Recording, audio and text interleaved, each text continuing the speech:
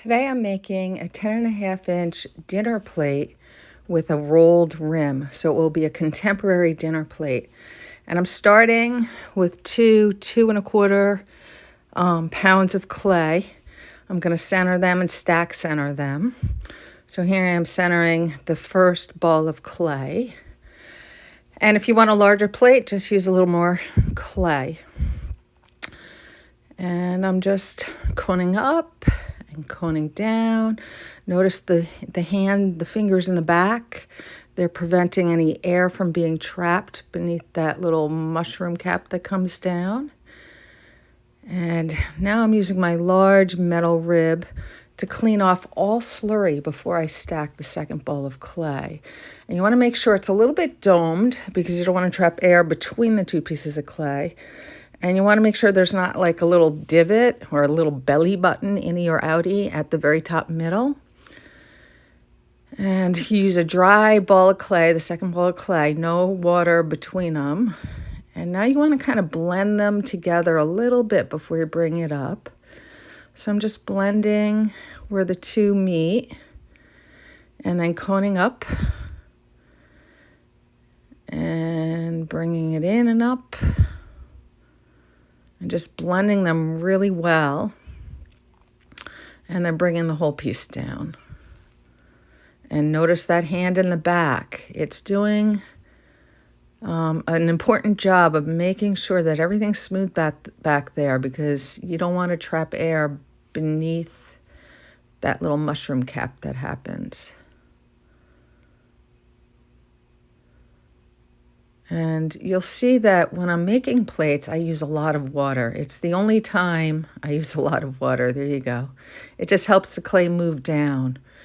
And because you're making a plate, you want to start with your centered piece of clay way low. So you want to keep bringing it down low. And there you go. Don't trap air at the bottom. If you're going to trap air anywhere, it's going to be right down there. So just be mindful and, take your time. All right, now I'm bringing it down. I'm using a lot of pressure. My elbows are on the splash pan for support, and I'm using a really flat hand. I love these big kitchen sponges. They're inexpensive, easily disposable. They last a long time. And they do a good job with plates because they're big and flat.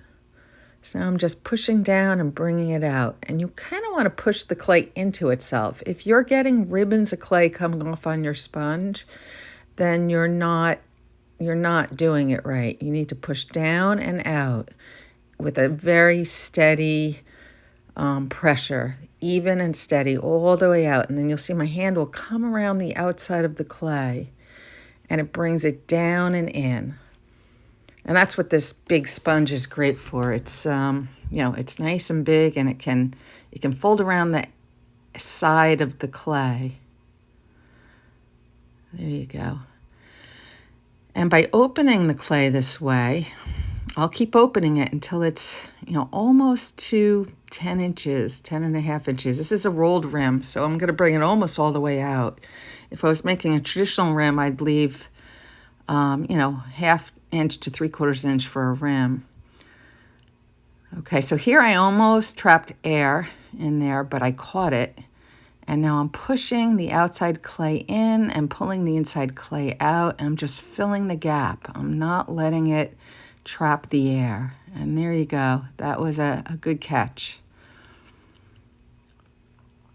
And now I'm just centering that rim there and keep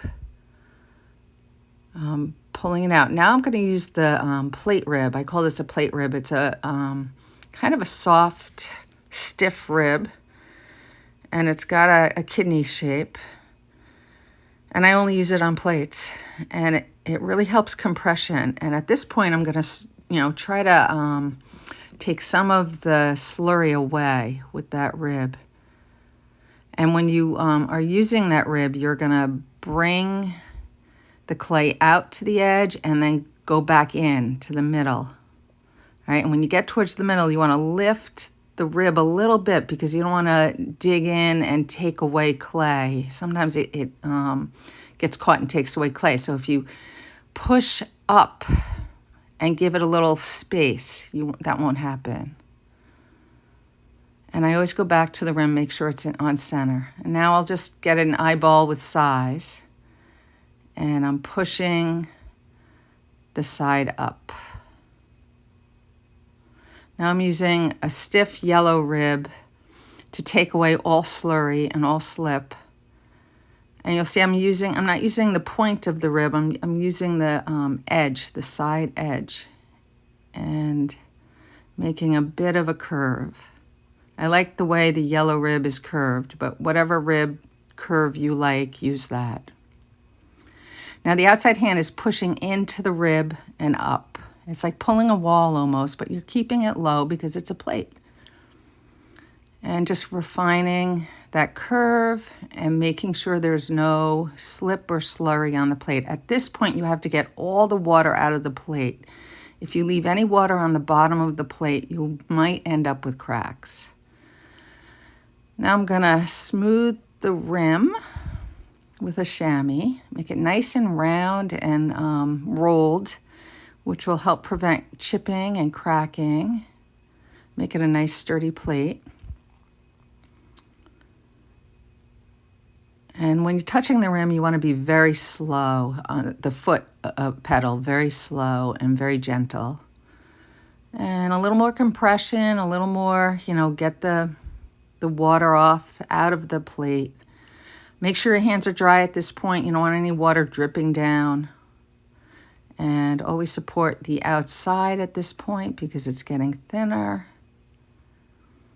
So the outside hand pushes in and up to the rib. And there you go. I'm going to clean off the bottom. The more you take off now, the less you have to trim later. So I'm taking a good amount off, giving it a nice angle in.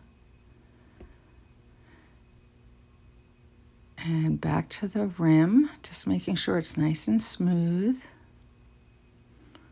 Refining it, all the little details. You can see some water drip down, so I'm going to have to get that off again.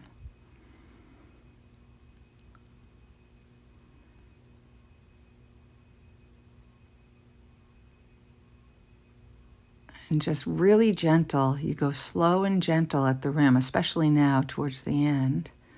There you go, one last get the water off moment. Refining the curve.